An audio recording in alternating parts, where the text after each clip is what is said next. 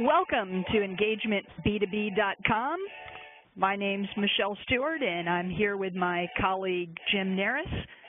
We're both the curators of the site. Hello, Jim. We're here also with our colleagues, Joe Razum and Brad Trapp. Pleasure to have you both here with us today. Hi. Pleasure to be here. So Jim and I are the curators of EngagementB2B.com, a website that's dedicated to research on digital tools that are used in today's B2B buying process. In today's podcast, we are going to review some of the top-line findings from our recent survey of digital tools that supply and purchasing managers use to determine order qualifiers and order winners when they're acquiring business-to-business products and services. Jim and I are really fortunate to have both Joe and Brad here with us today. They're going to share with us shortly about the total cost of ownership, or TCO, and how it can and, in fact, should be a key digital tool that's used in the buying process. So we'll start by bringing everyone up to speed with our research. As part of our research, Jim and I are both faculty members at Wake Forest University and completed an online survey of 342 supply and purchasing managers. They came from all sorts of industries across the United States. We asked them to specify some 17 different digital tools and analyses in the business-to-business buying process. 11 of those tools evaluated supplier capabilities, and then 6 of those tools examine specific product or service features.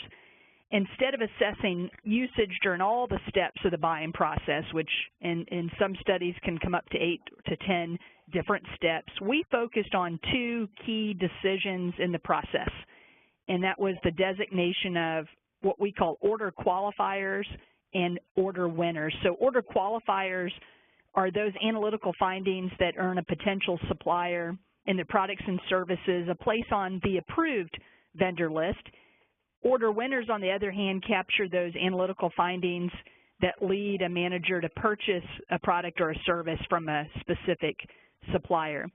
So as we recognize that supply and purchasing managers' use of digital tools varies likely by types of products and services, we focused on 2 types of purchases: strategic and non-strategic. And strategic products and services are those that are obviously essential for the competitive advantage and continued success of the customer firm, and non-strategic may account for a significant part of spend but aren't seen as critical. So to make our respondents' task manageable, we divided our respondents into 2 independent samples.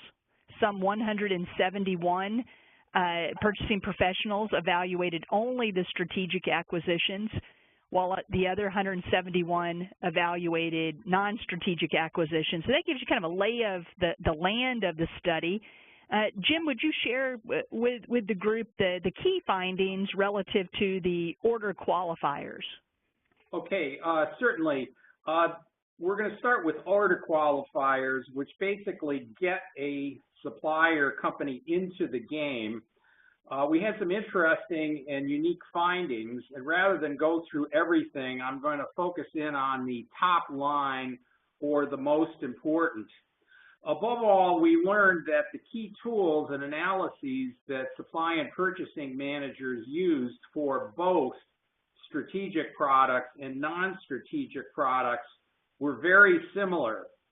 After we collected this data, we went back and talked to 25 purchasing managers, and they told us that they begin the process with the same rigorous analyses, regardless of whether it's a strategic or a non-strategic acquisition, because they wanted to make sure the best suppliers and the best products made it to the approved vendor and products list.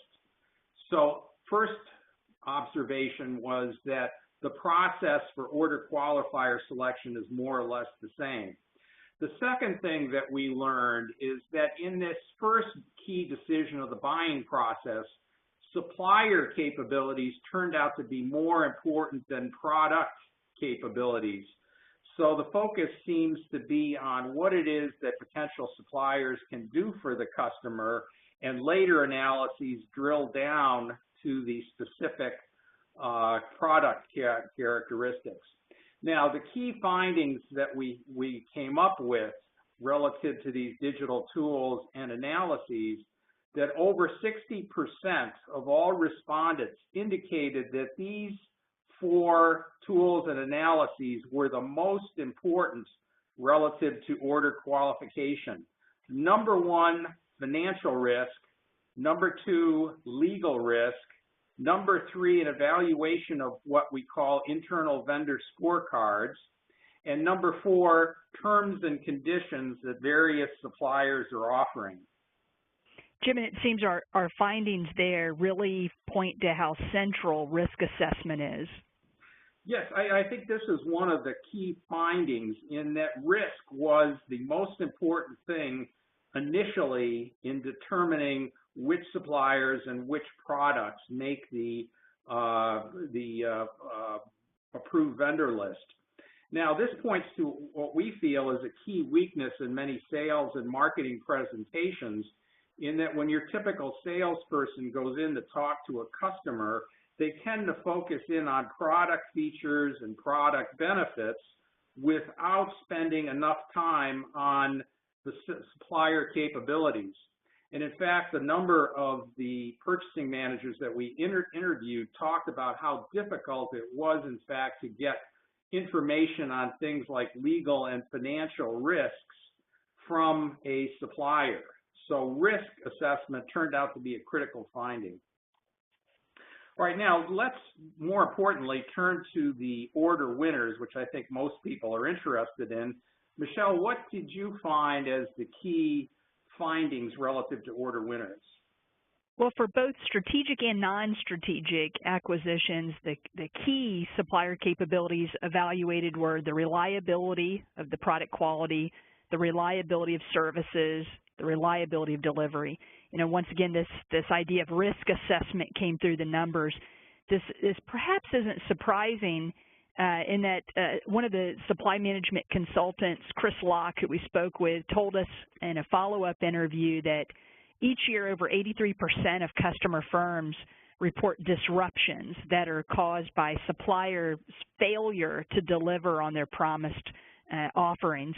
You know, clearly a supplier that deliver reliable products and services have a real inside track into winning a customer's business. On the products and services side, there were several important distinctions that surfaced. For the non-strategic acquisitions, price was the most important consideration to become an order winner. For strategic purchases, it was product quality and total cost of ownership as the most important analyses. Additionally, in our follow-up interviews, we found that supply and purchasing managers had difficulty finding easy-to-use TCO tools. Instead, they most frequently conducted what we might call back-of-the-envelope analyses, or simply summarized their results on an Excel spreadsheet. Okay, the fact that TCO turns out to be an important consideration when it comes time to selecting order winners is a great segue to our guests today. And again, we have Joe Razum and Brad Trapp. They're the principals of a new startup called TCOtoolkit.com. And Joe, Brad, Joe, I was wondering, could we switch to your screen? Okay, let's begin by Joe. Can you, and Brad, tell us, and particularly for our listeners who may or may not be aware of total cost of ownership, what is total cost of ownership? Hi, Jim. Thanks. Yes, this is Joe here, and I'd like to cover total cost of ownership. Total cost of ownership is the sum of all the costs of the identified value or cost driver activities for the expected useful life of the asset or service, and this is typically measured in dollars. Or if you're in Europe, obviously euros, but consistently measured in currency. And, you know, a while ago, I had a marketing professor once tell me to best put examples in terms of cars or beer, and I chose to put this example in terms of cars. as far as total cost of ownership. So what we have here is, for example, I have a boat, and we currently haul it with a Chevy Traverse. And my car has over 100,000 miles. Eventually, we'll be looking for another car. And just staying within the current family of looking at Chevys, maybe we'll look at another Traverse or a Chevy Tahoe. And if you do a TCO analysis on this vehicle, you can see that the initial purchase price is higher for the Tahoe. But interestingly enough, even though the Traverse has a V6 and the Tahoe has a V8, the Tahoe gets better fuel efficiency because it's got a more current engine. So total cost of ownership's got the initial purchase price, operating costs, and then maintenance costs, many other costs all add up to the total cost of ownership of what you're comparing.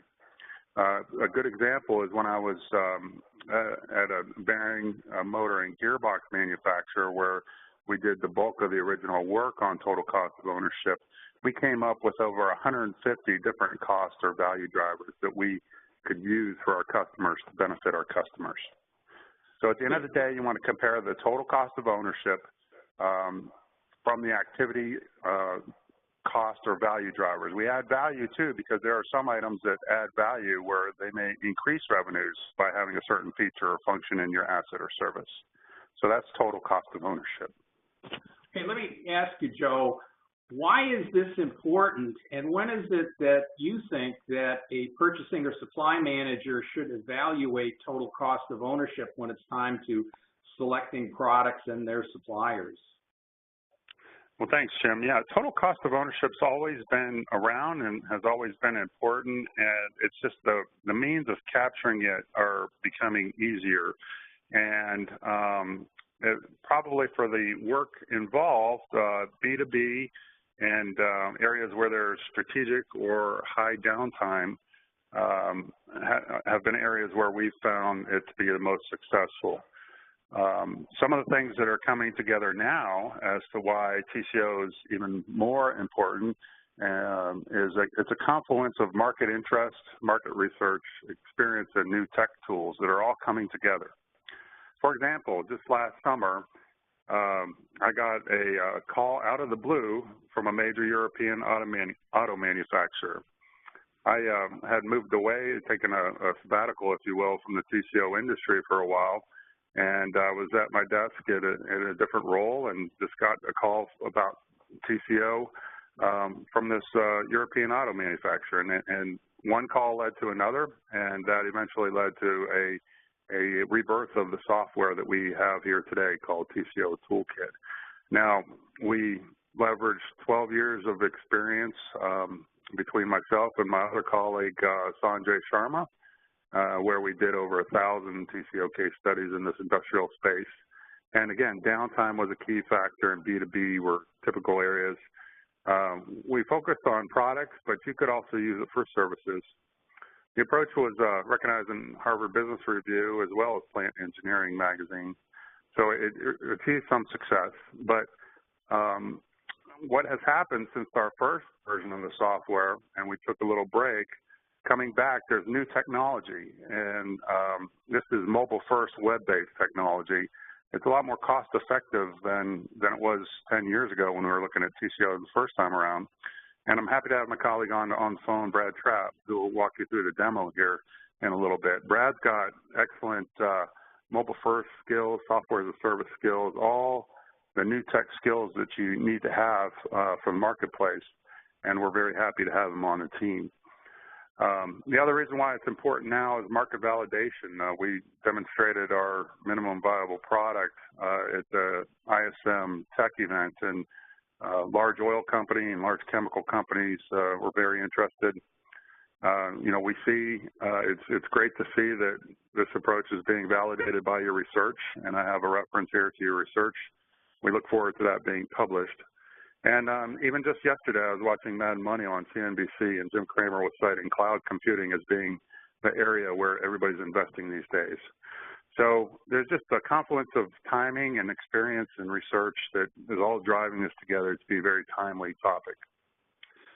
Okay, let me add one thing. A few minutes ago, Michelle mentioned that during our one-on-one interviews with purchasing and supply managers, many of them said that they wanted some sort of easy-to-use TCO tool, yet they were having difficulty finding it, and that instead their TCO analyses tended to be back-of-the-envelope Excel spreadsheet types of analyses. And what we wanted to communicate was that, in fact, that's not the case, and that, in fact, Joe and Brad and their colleagues have come up with a wonderful new tool, TCO Toolkit, and I was wondering if you guys could give us a demo of how it works and what a purchasing supply manager can, in fact, do with this. Sure, that'd be great, Jim. We'd be happy to do so. And just to let you know, the TCO Toolkit just launched this year. We leveraged our experience and insights from the past, as I mentioned before, but with the new technologies to provide a software as a service, mobile first. This is vendor neutral, so you could use it for both sourcing as well as for sales. It's like a calculator. It's a TCO calculator, value calculator. And Brad's going to walk you through the demo here. I did want to set up the demo for the folks to get it teed up in their minds. You know, what does Amazon warehouses, oil rigs, power plants, airports, food processing plants, auto assembly lines, and air conditioning equipment have in common? Well, they all have rotating equipment to move the product along the assembly line or to move the air through the space. And wherever you have rotating equipment, you have rotating shafts and bearings to hold the shafts. And sometimes these shafts and bearings will freeze up or stick. So you need to go in and check out those shafts and see what's going on and either unstick them or replace them.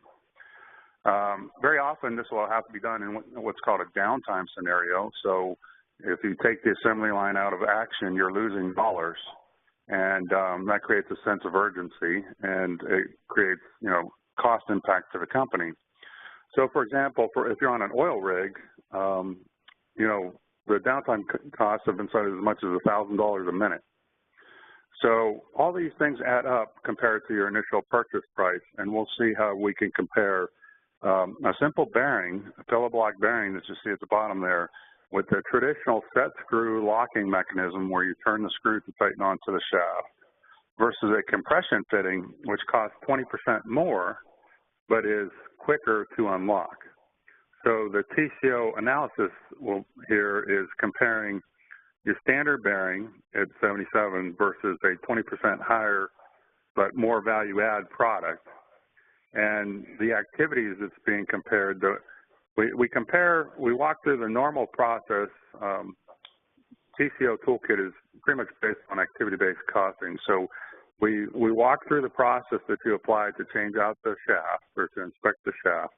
And for the set screw piece, the key part is that it takes 20 minutes to unlock the bearings because those set screws stick sometimes. Whereas for the compression bearings, it's quicker to release, so it may only take on average 10 minutes to unlock. Now that doesn't sound like much, but in a downtime scenario, those costs really add up. And we're going to turn the ball over here to Brad so that he can walk you through the demo. This is an online live demo that you can access today. Let me go ahead and throw the ball over to Brad. So what Brad's going to access here, all the listeners can access as well. It's available at tcotoolkit.com. And there's a free 30-day demo there for the tool that Brad's going to walk you through. So, Brad, you all set? There you go. There we go. Okay, so Joe already set it all up for us.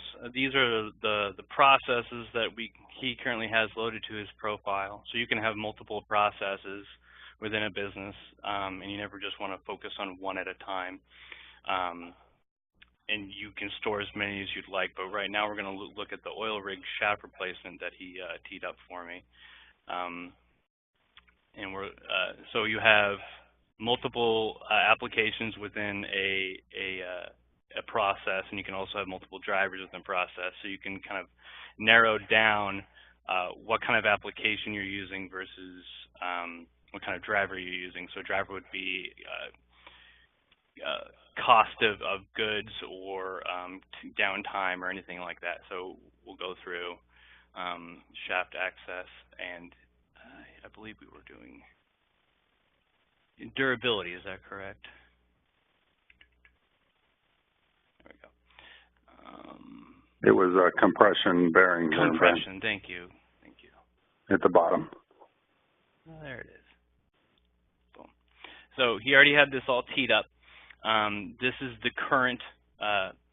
He has two different scenarios here, one with the set screw and one with the compression, and it gives you an outline of the total cost for the compression bearing would be 11 or 1814, and then you can go through and you can add, say, if you wanted to add another step, you can go through and add another sub-activity to the total activity, and that will automatically increase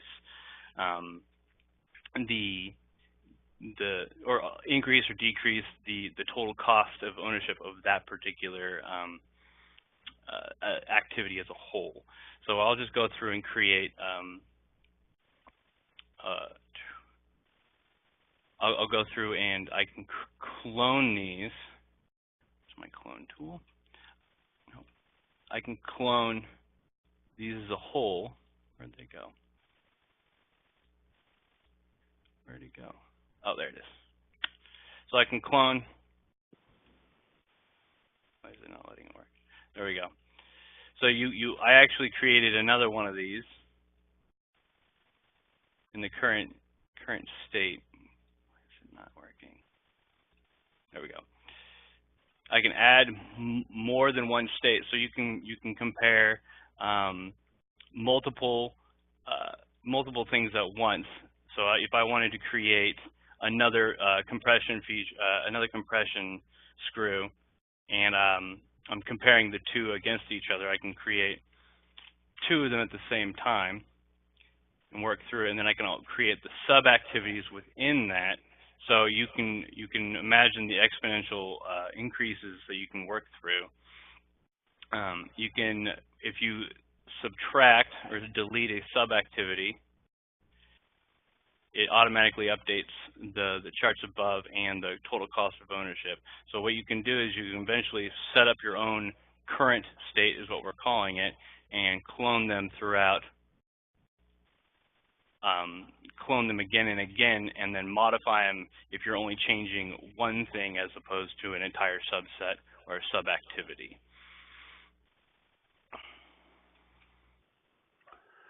And so to add to Brad's point there, these workflows were generated over a combined 12 years of experience of doing TCO. So there's a little bit of work involved. That's why it's focused on the strategic applications. But, at the end of the day, customers can see, how those strategic applications stack up head to head.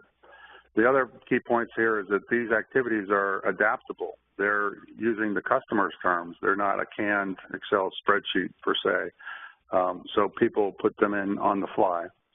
And speaking of putting things in on the fly, because this is a mobile-first platform, you can do the TCO analysis right at the assembly line, right next to the bearing that you're looking at, or the gearbox that you're looking at, or the application or component that you're looking at. So many different improvements through the technology over the years by going mobile first, plus there's more of a consistent platform for folks to use, and that everybody has a cell phone. So we're very excited about the tool and the approach. And Brad, I'll throw it back over there to you. So right now I'm just adding some change in sub-activities to give a general idea of how this ends up, and it automatically calculates if it affects the downtime or anything like that. So this is still in a beta format. There's going to be many changes that are in the timeline and the process that I'm working through now. But on the fly, I created multiple there it goes. Multiple different, like I said, beta, so it's doing silly stuff. But as you can see, I created multiple sub activities, and then also created more activities within this particular process. So, and this is all done on the fly. It's all backed up, and the only person that can really see it is the person creating it. Later on down the line, we'll be able to make more team-oriented platform where you can share your processes within each other, and then if market determines we need to be able to do other things, we can create more advertising or marketing-friendly tools for the salespeople. Let me and just one last point, if I could throw it in there, Jim, is with the drivers, the way Brad has this configured is we're going to be able to cut across all the TCOs that you do. And so if you want the value driver to be reliability, we'll have it tagged such that you could look and see how many different TCOs you've done where you've measured the reliability driver. How many have you done where you've measured the energy efficiency driver and so forth. So you'll be able to look across your organization and cut across your data in several different ways. Let me ask a couple of follow-up questions here. The first thing that I can see with TCO Toolkit versus previous TCO analyses, which are largely done on laptops, is that this is available on a smartphone. If I'm a purchasing and supply manager, can I go through this analysis and then share these, particularly this screen that you have up right now, with colleagues that I work with? So is it possible to share with other people in the organization? Is that a possibility? That is a feature that I'm currently working on implementing. Generating reports and sharing the screen, as it were, is something that we've been talking about, and I do see some value in, but it's not currently available in this current implementation. Because that's obviously going to be important to customer managers, because they're going to have to justify their acquisition, particularly as you showed on the first slide, Joe, where the price of the compression shaft was a little bit higher than the other one, so that obviously you're going to have to show the numbers, in order to demonstrate that. Now, the second question I had is, and Joe, you mentioned that I could be doing this on the shop floor. How long would this type of analysis take a manager to complete? And I know that varies by product and situation, but how long would this take? Yeah, so the vision is really to leverage and build off of what you just mentioned there, as far as having the templates available, so that you go, say, look at a motor, and you drop down the template, and then you tweak it as you're on site there. So the vision is to go to 5 to 10 minutes tweaking on site there next to the assembly line.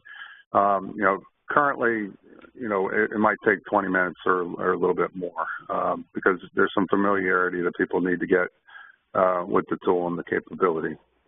One other thing I did want to highlight is that our other colleague, Sanjay, he has a great deal of experience with enterprise capabilities, and he's got the roadmap for us to tie this into Oracle and SAP and other type applications.